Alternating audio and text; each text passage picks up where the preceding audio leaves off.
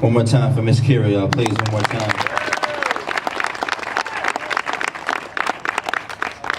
We have another student came straight from Sleepy Hollow. Please put your hands together one more time for Mr. Kharem, y'all. Kharem. All right. Hey, Liam.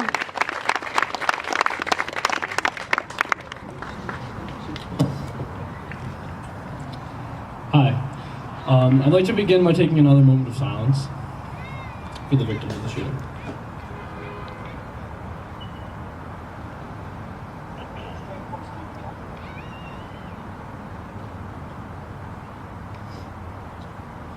Okay, so now I want to first acknowledge my complacency in the mass shooting epidemic until this time. Since I was a little kid, these acts of horrific violence have become a normal part of life, and until this incident, I hadn't really taken the time to process what this normalization reflects about our culture and the problems that cause this continued loss of life. Now that I'm a bit older and a bit more aware of the goings-ons outside of my bubble of school and my social life, the carnage that has occurred and scarred a generation of kids finally seems very, very real. I noticed myself looking twice at someone I didn't recognize in the halls. I noticed myself turning my head when I walked alone in the halls, and I felt the deep connection to the stories of the kids unsure if their friends are alive as they try to survive themselves in a school filled with terror and gunshots. This, quite frankly, is unacceptable.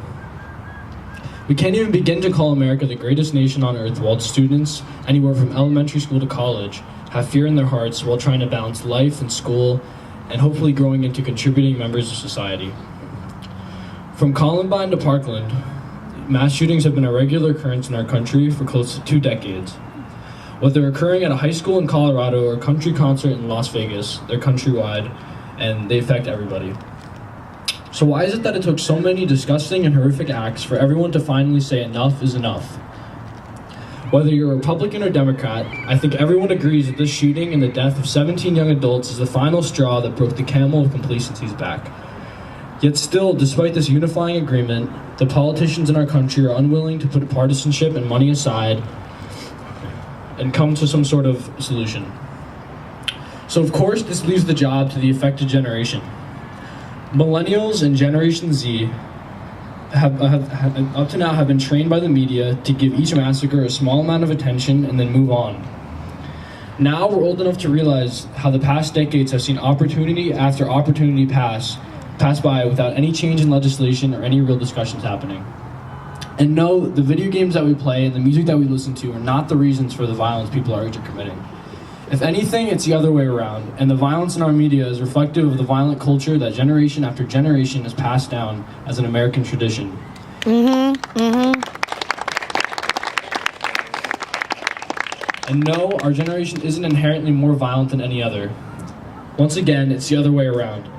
This is exemplified by the fact that we are aware of how abnormal society in which schools are a place of mass death and destruction is. And you have to wonder why it is that children our age feel so alone and so angry that they're willing to kill the very same people they grew up with. How did society fail our generation so badly that kids with violent and suicidal thoughts aren't stopped until they enact their horrible fantasies? We have empathy for the children who lose their lives in their place of learning and sympathy for the rest of the children of the country who have a subconscious fear of going to the place of learning.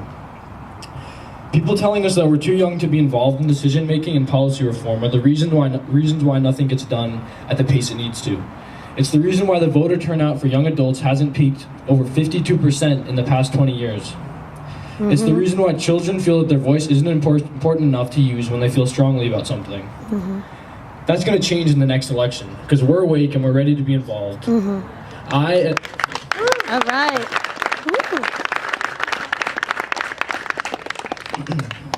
I, and I'm sure many others my age, are inspired and amazed by the victims of the Florida shooting who didn't waste a second to honor their fallen friends by forcing the conversation to the main stage and pushing past their own personal pain and shock to deliver a message of peace, empowerment, resilience, and change. The true problems we're facing today are manifold. Inaction and corruption in both politicians and lobbying groups such as the NRA causes the issue to hit a roadblock every time a conversation is started. A lobbying group that advocates for more killing machines to be put in the hands of our citizens and doesn't acknowledge its involvement in this epidemic is not one that I want any politicians to be involved with or receive economic support from. That's right. It clearly outs the politicians who care more about their career than the safety of school children.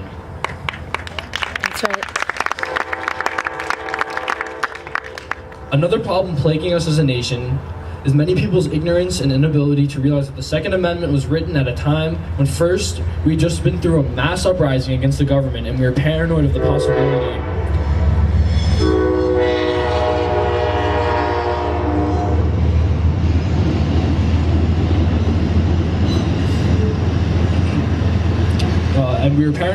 possibility of another one. And two, the idea that a gun could fire at the rate of an AR-15 and other assault rifles was a thing of fantasy. Times have changed, weapons have changed, and it's time our legislation regarding them does too. There is a difference between a handgun and an AR-15. This was proven by the coroner of the victims from Parkland, who from years of experience with gunshot wounds could easily see that a low-velocity handgun wound did far less damage than that of an AR-15, which was made for the sole purpose of killing. I don't think many people are advocating for the confiscating of all guns from law-abiding gun owners. But that being said, no law-abiding citizen needs an AR-15, since it has been stated by the creator of the gun himself that its sole purpose is to execute as many people as possible in wartime situations. And for the people who want to keep their assault rifles because it's a fun toy to use at the shooting range, I ask you this. Is you having a good time at shooting really more important than people's lives? I think it's clear that dead and traumatized children from Columbine, Sandy Hook, Parkland, Virginia Tech, Red Lake, and close to 90 other fatal shootings at schools since 1999 have been failed by a generation who has put the protection of its children second to their own agendas, and consist of some who would attack both victims and activists who are terrified and angry and claim that our generation is somehow at fault and doesn't have the right to use our voices. This is a time to right your wrongs and show us kids that our safety is the most important thing to you. And that doesn't mean posting on Facebook. That means doing what we can't do yet. Use your vote to represent the generation who it's going to affect. Yes. Yes. This year, vote for people who share your concern for our safety. Make sure that the next generation of kids isn't affected by mass shootings. Let us be the final generation plagued by death at such a young age. Thank you all for coming, and thank you for Mayor Fixell for inviting me and my friends to speak today. Thank you.